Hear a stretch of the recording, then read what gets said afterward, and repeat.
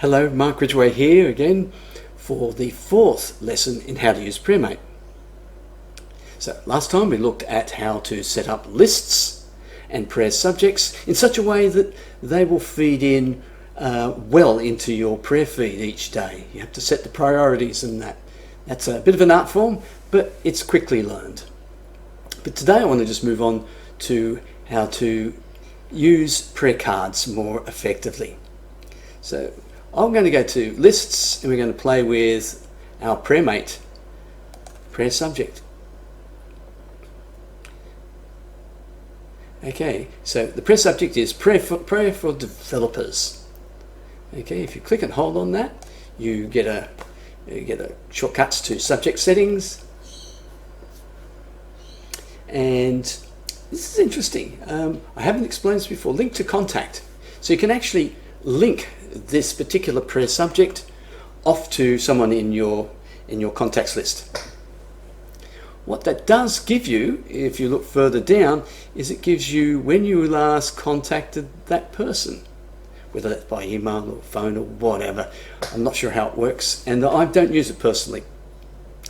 And maybe it's not very practical, but it's there and it may be quite useful.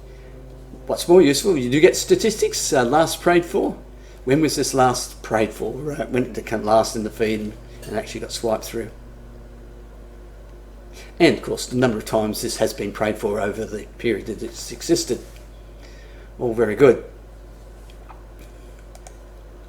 So if we go into the prayer subject, you see I've set up 3 prayer cards.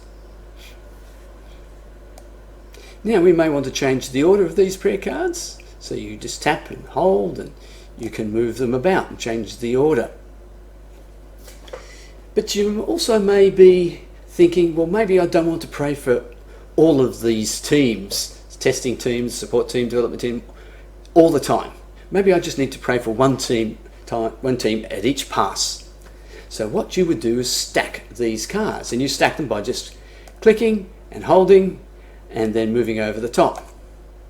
And you can see they're stacked, that 2 together, and then you can click and hold that one, testing team, and pull it in. And there we are, they are all stacked, and you move through them with the arrows. That's terrific. Now you may say, well, I want to add something on front, because I want a prayer card that gives me a generic description or generic prayer for the developers, and then I will have the rotating thing underneath it. So we can actually add another blank card, and these guys are great. Yep, no problem. And it sits at the bottom. You can move it to the top like this, and there we are. You've got a card which is a generic prayer which says, oh, give thanks to these guys, they're so great. And then you'll have a rotating team to pray for, whether it's the testing team, and the next time it'll move on to the support team, and then one time after that it'll move on to the development team. And actually you may get sick of doing that, and you might want to pray for them all at once, so you can just simply, again, just click on the stack, and you'll have this little symbol up here. You can just click on that, and you can either split one card out or split the whole stack. Okay, and there they all are again. Very, very neat.